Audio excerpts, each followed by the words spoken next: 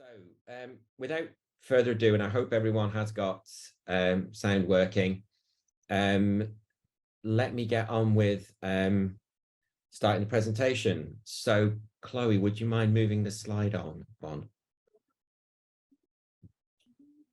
Thank you. So, as you all hopefully know, we're going to present the first part of our Minimum Digital Living Standards research project today. The team is a really multidisciplinary team from different universities, charities and research organisations. So as you see here, we have colleagues from the University of Liverpool, University of Loughborough, Loughborough University, Good Things Foundation, City University, University College Dublin, and Critical Research, who are our survey partner. Much of the presentation today will be from our colleagues at Loughborough University, who've led the first part of the project and the field work, which is built on the back of their long-standing and successful minimum income standards work. The talk today will mainly be a quick introduction from me about why we need a minimum digital living standard and the reasons for that, and where we're going to go next, because this is just today is partway through the project. It's our first big set of findings. And then Chloe from Loughborough University, Dr. Chloe Blackwell, will take over and talk through the findings so far from the deliberative field work. And at the end, we'll talk a little bit about next steps and policy implications, which will be led by Dr. Emma Stone from Good Things Foundation. And then there'll be a chance for some Q&A from yourselves at the end. Please do put any questions you might have or thoughts you have along the way in the chat. If colleagues can answer them immediately, they will respond in the chat. Though we will also hopefully try and pull a few of those questions out for the Q&A session at the end as well. So, right, next slide, please, Chloe. So, just about why and how we got to doing this project on a minimum digital living standard. I and other colleagues on the team, and many of you probably in the audience, have been looking at the issue of digital exclusion and digital inequality for a very long time. And there's quite a plethora of ways in which people approach measuring that difference, that inequality, that digital divide, whether it's about just access to technology, PC ownership, broadband speeds, what basic digital skills, how much people actually use the technologies or not, what they use it for, what they gain from using it, or what hazards they experience while using it. These are all different ways in which people have approached the question of digital inequality. And from a point of view of maybe stakeholders and policymakers, this makes it really quite difficult to understand where to intervene or what combination of approaches will address these kind of multiple aspects of this divide. So with that in mind, you know, a number of us are having conversations about this challenge and brought together some ideas of different approaches to exploring and assessing inequality. And we proposed a project to the Nuffield Foundation to develop a minimum digital living standard, building on the prior work of the Loughborough team on minimum income standards. So if you just move on to the next slide, please, Chloe. So why an MDLS and what's the difference? We think this is a novel approach to understanding digital inclusion and exclusion. First of all, it's focused on households, not individuals. So many measures of digital inequality look at, does an individual have access to a device or skills or experience, etc., or what do they individually do with those devices? Whereas we know from lots of studies that, you know, that the first port of call for people when they want help and support in terms of using technology is their friends and family. So households are really important in understanding a kind of integrated set of digital needs. People at different life stages have different needs in terms of levels of digital access. This changes over lifetimes. Children in households have different educational needs than students. People in certain types of employment have different needs, etc., and so on. So focusing in on the household allows us to gather that information about that broader set of needs. It also takes it away from that kind of focus on just kit and just broadband.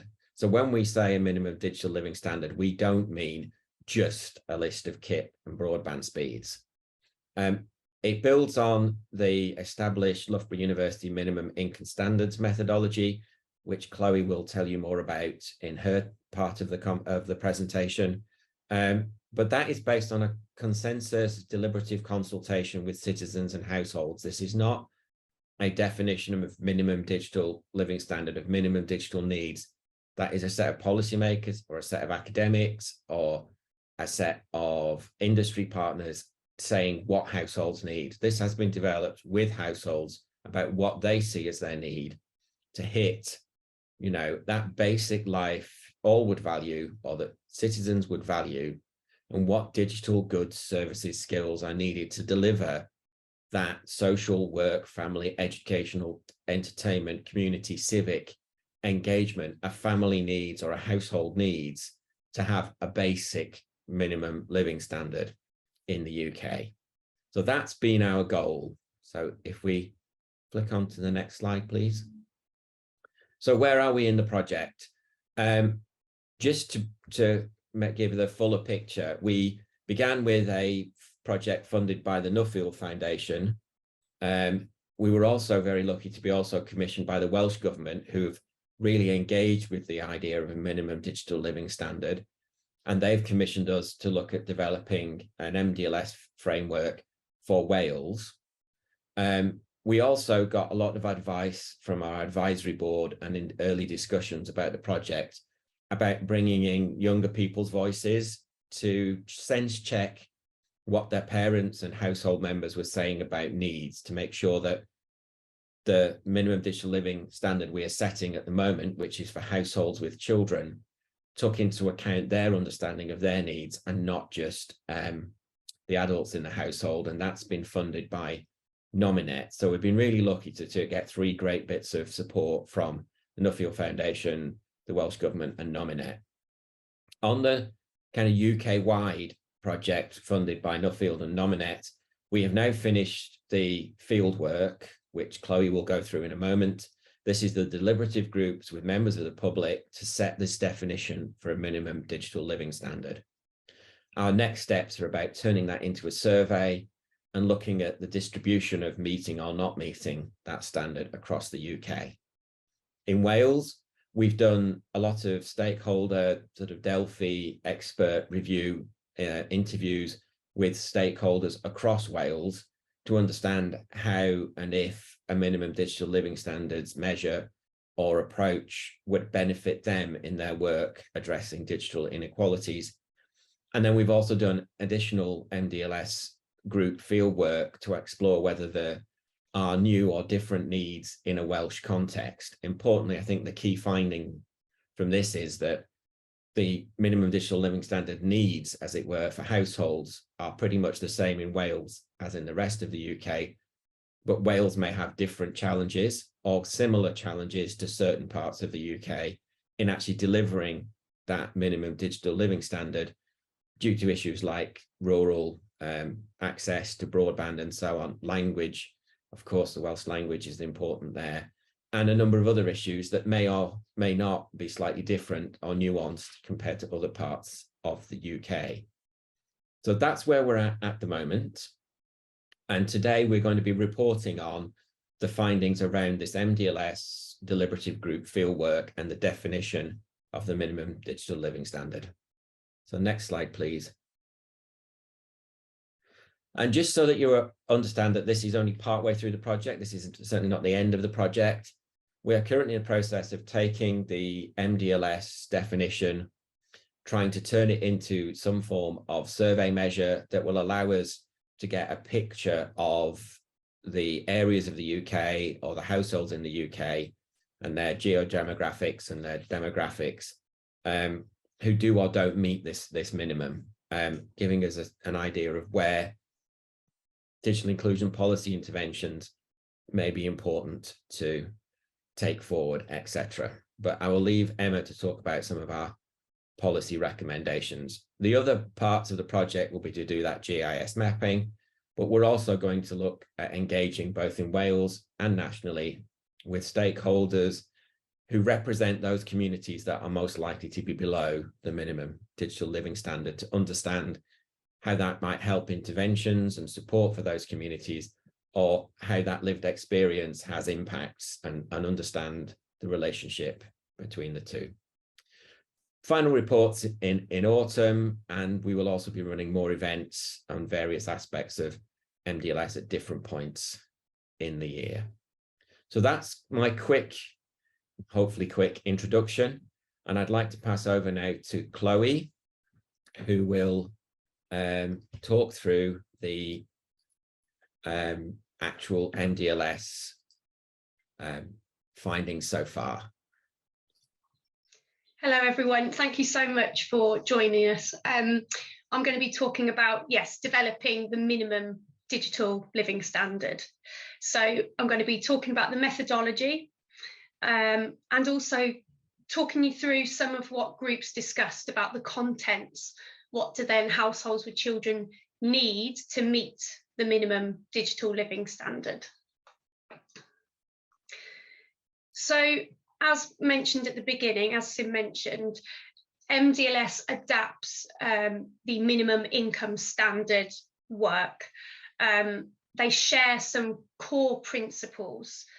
So, for example, a key principle of the MDLS research is that the research understands or can understand individual need, but we can also look at how individual needs interact at a household level.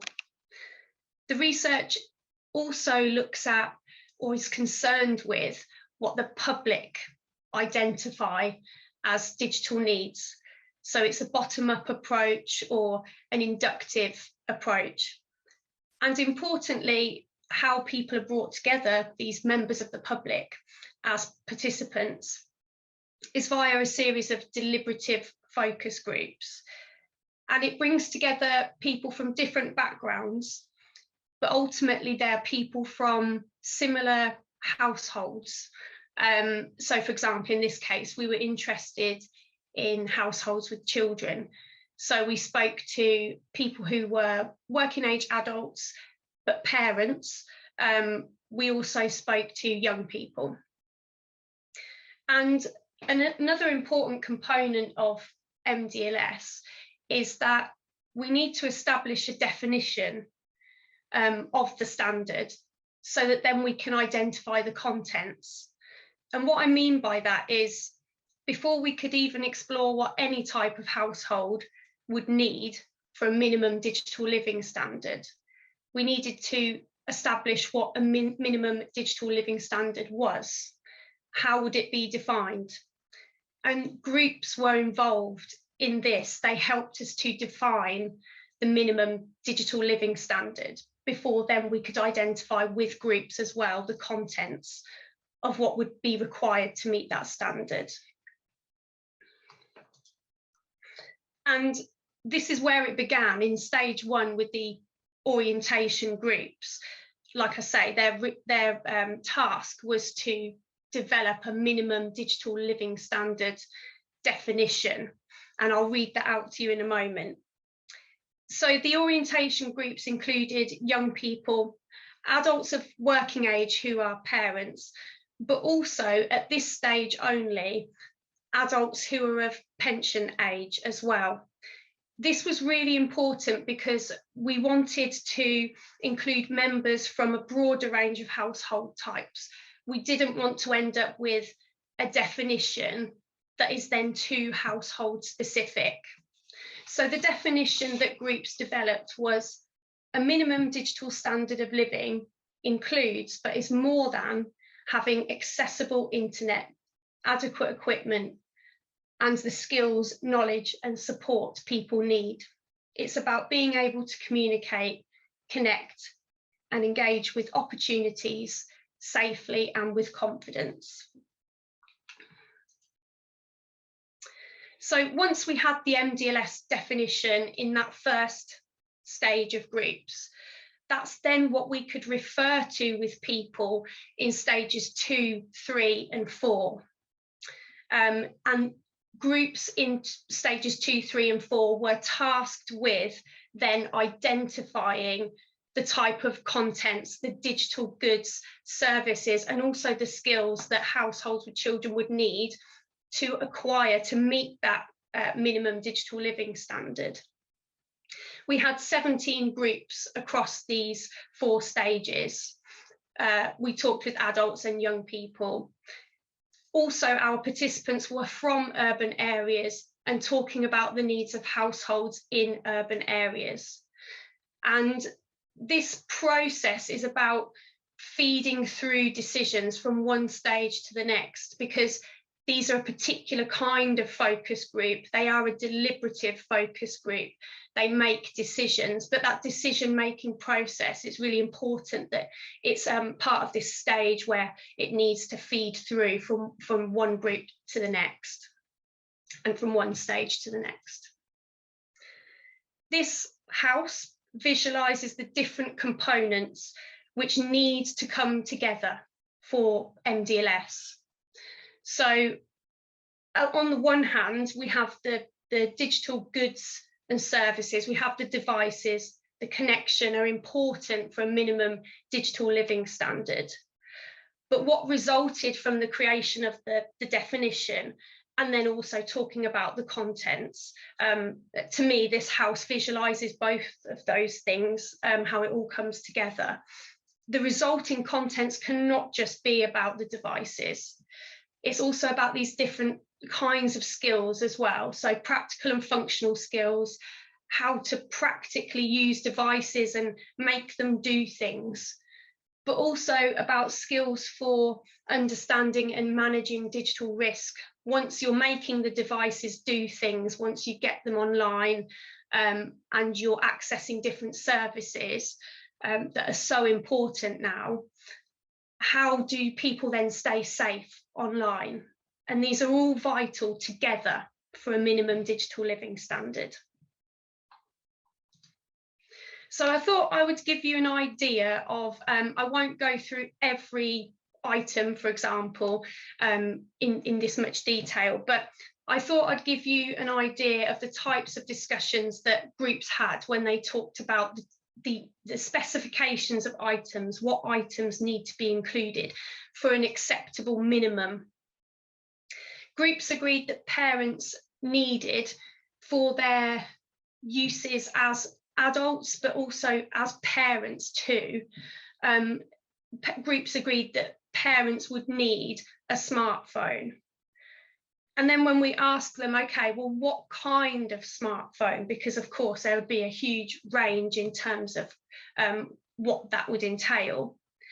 Groups agreed that an entry-level Android smartphone was an acceptable minimum. It would enable them to have that minimum level of inclusion at an acceptable level. And the same for children of secondary school age as well. Groups talked about how children of secondary school age will be likely to travel more independently to school and to socialise more independently. So having their own mobile phone was just as much about safety as it was about social inclusion. Groups also talked extensively about the level of mobile phone data that's needed for a minimum digital living standard. Again, parents as adults, but also as parents and doing the things that parents need to do and get online for. Groups agreed that parents needed a minimum of 5 gigabytes of data per month. If they're parents of preschool or primary school age children, they need an extra 3 gigabytes of data per month as a minimum. And children of school age, secondary school age, with their own mobile phone, would need a minimum of 5 gigabytes of data per month with their own device. So groups really emphasise that this is an at least. It also needs to come in conjunction with home broadband. It's not enough on its own. And it also comes hand in hand with the different skills that we talked about. So the key one here is being able to manage and monitor data usage. They all have to work together for this minimum digital living standard.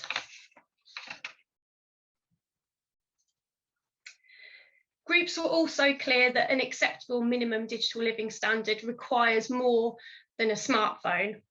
They talked about the extra functionality of laptops. So, for example, I have a quotation from a young person in one of our focus groups who said, "A phone is a lot smaller than a laptop. So sometimes a laptop is easier. And then things like Word, they're a lot easier to type up on a laptop compared to a phone. It's just a bit quicker with a keyboard."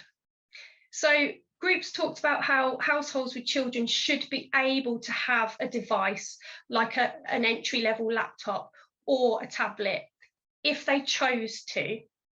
There was a sense that if they didn't or couldn't have a device like a laptop, then they would really be disadvantaged in some way.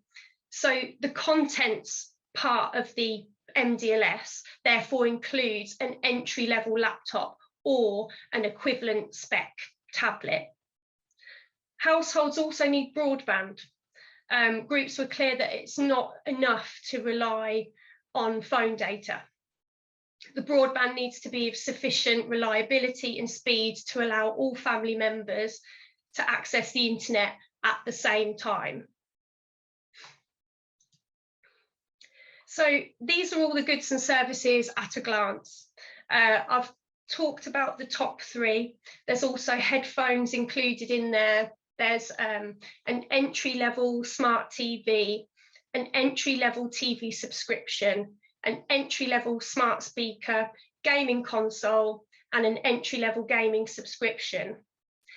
Importantly, all of these things are in the minimum digital living standard as contents because they are about social inclusion, they're about opportunities, and about having some level of choice. And I think these things are best demonstrated with quotes. So one of our parents in a focus group said, "My teenagers love Netflix and all their friends are, 'What are you watching on Netflix?' It's all about keeping up with the other children, isn't it?" Another parent or adult in an orientation group said, "Just learning from my younger boy. There's a thing called Xbox Live where you're able to play with your friends and talk with your friends. And during lockdown, if he didn't have that, he would have really felt like he was missing out." So the other aspect of the minimum digital living standard is the skills and understanding. Groups said that having the skills, the ability to use devices, use them safely, was just as important as having the devices themselves. And groups listed a lot of different skill areas, but how I've grouped these reflects the report. So on the one hand, there are the practical and functional skills, and on the other hand, there are the skills for managing and understanding digital risk. So the report lists all of the skills that different family members would need. And like I say, with the practical and functional skills, these can be divided further into three groups, three areas or themes. So on the one hand, there are skills for using digital devices, programs, and the internet. So this is about making things work, getting around the device, using device functions. It could also include things like downloading an app. But then the next one, engagement online, these are the skills that really enable people to get things done. Why do you want to be able to make a device function? What benefits does it bring? What does it enable you to do? So these are things such as, you've downloaded the app, you've figured out how to use the app, but what are you using it for? Having the skills to make the app or the website help you to communicate, having the skills to make it help you make a payment, or to book an appointment online, so that then things are happening for you. And that's what this quote at the bottom is referring to, is if you want to get anything done, you have to be able to get onto the internet. But then finally, there's also this area of skill about managing and monitoring digital devices and data usage. This is about, if you want to be able to continue to use devices to make things happen, to access things, then we also need to be able to maintain our devices. So being able to have the skills to clear up space on a device, know how to keep that device healthy and running at its best and being the most effective. It's also about monitoring and managing data usage, and this is what I mentioned earlier about the data, is that it goes hand in hand with the skills to manage and monitor data and make it all work. And something else to mention as well is that groups identified the age and stage by which different family members would need to begin developing particular skills.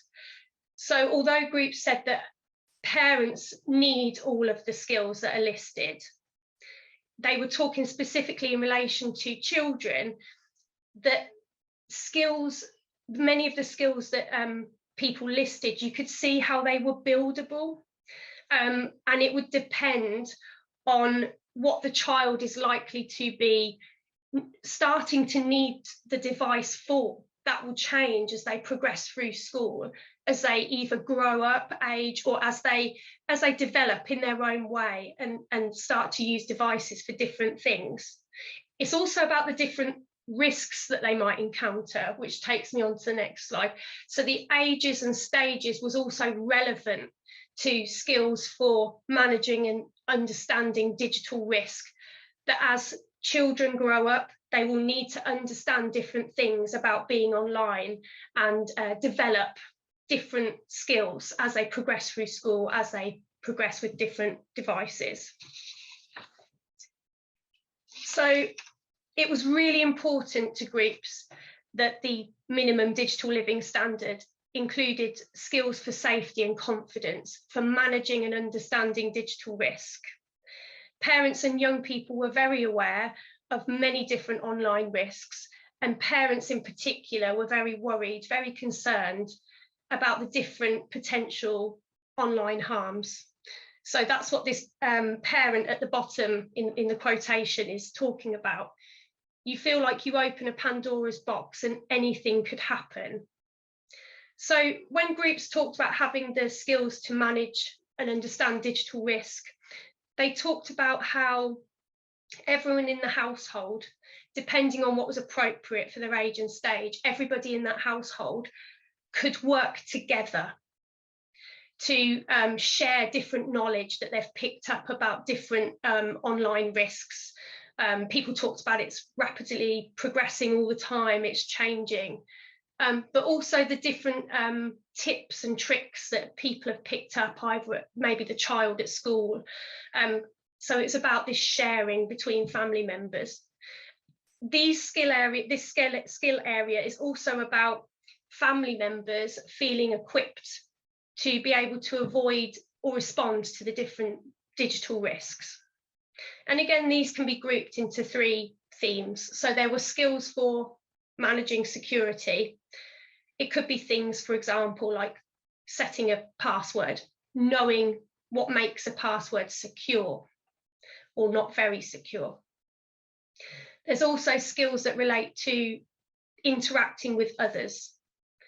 For example, having the skill to evaluate a friend request, knowing why that's important, and evaluating what to share online about yourself.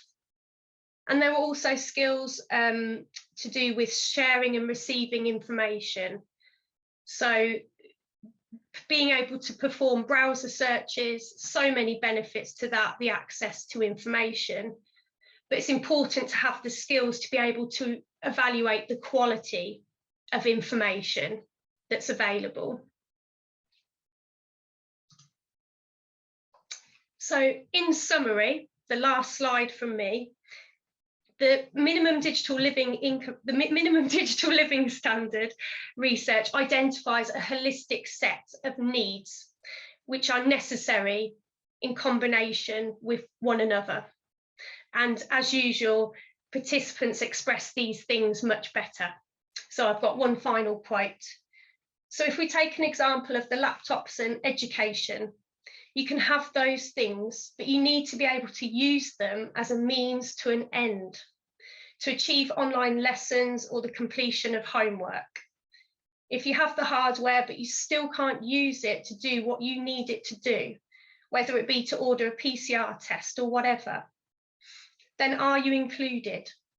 To have accessibility, you need it all. So thanks for listening to my part of the presentation. Really glad that you're here today. I'll now pass you on to Emma Stone from Good Things Foundation.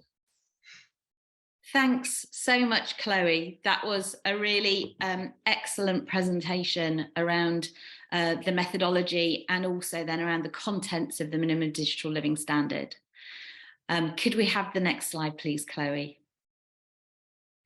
So I'm Dr. Emma Stone. I'm Director of Evidence and Engagement at Good Things Foundation and a founding member of the Minimum Digital Living Standards team. Good Things is the UK's leading digital inclusion charity with a mission to fix the digital divide. And we're the charity behind the National Digital Inclusion Network, National Data Bank, National Device Bank, and Learn My Way, which is an online learning platform designed for use in communities by communities to help people learn digital basics.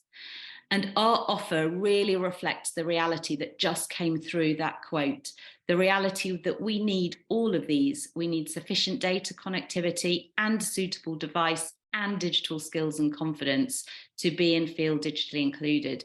And the minimum digital living standard reflects that. It's a holistic approach, household level, bottom up. This isn't about telling people what they should have. It is about listening to people, adults, young people, about what they say households need to be digitally included. And just like the minimum income standard, the contents of the minimum digital living standard can be reviewed and developed for different household types and updated to keep pace with change. Next slide, please. We live in a digital age and we need a living standard for a digital age. The minimum digital living standard is excellent, groundbreaking research, but what really excites me is its potential for advocacy and for action. We can use the minimum digital living standard to set a clear vision, create a shared understanding of what we're aiming for. We can use it as a North Star to catalyse policy development and practical action on digital inclusion. And that's why in our recommendations, we're calling on the government to establish the minimum digital living standard as a national benchmark, and for government leaders and policymakers at all levels in the nations, regions, locally, to use the minimum digital living standard as a benchmark. Follow the leadership already shown by Welsh Government with the strong support of stakeholders in Wales in developing the minimum digital living standard for Wales. And all of us, whether we work in government departments or for regulatory bodies in the public sector, charities, telecoms, tech, other businesses, we can all use the minimum digital living standard to assess how we're doing, our products, services, the part we play in ensuring that all households can reach this. Next slide, please, Chloe. So Good Things Foundation, we're delighted to be the engagement lead for the Minimum Digital Living Standard team and developing the next tier of policy recommendations which come from this research and also from the survey results in the next stage. That's our collective task over the next 6 months together with other MDLS team members and partners in Wales and UK-wide.